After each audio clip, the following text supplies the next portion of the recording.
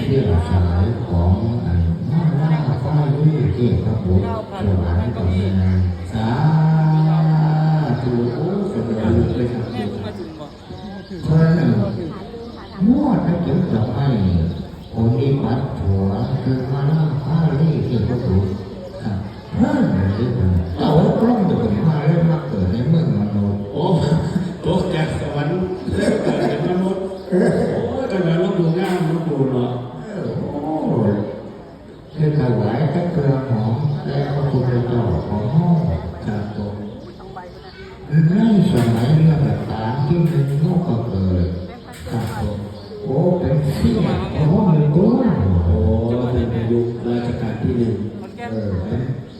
เสี้ยของห้องแรยุงครับผมรัชกาลที่สองก็เป็นเสี้ยของห้อง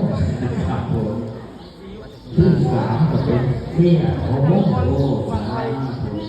ที่สี่เป็นเสี้ยของห้องก็เป็นนายยุคในสมัยนึงราชการที่หนึ่งก็จะเกิดทั้งโมเอาเป็นอะไรดีหนาไปเอาตาแม่ก็เป็นลูกของผู้ก็ดีผู้ไม่มีน้องแม่เกิดเป็นลูกมหาเศรษฐีที่ห้าปีโอ้ครับผมที่ห้าหัวเขาเหมือนที่เกิดเราเป็นโอ้เกิดกับคือเป็นทั้งสวรรค์อีกถูกอารมณ์มากในมาตรฐานที่เก่าอ๋อเพิ่งเราเกิดเป็นมนุษย์อีกรอบหนึ่งราชการที่เก้าถูกอะไรว่าแม่นั่งจากผู้นั้นก็นี่ให้ไปกว่านั่งสาวให้พระกินหนังครับผมตะวันครับได้คะแนนที่หนึ่งโอ้สา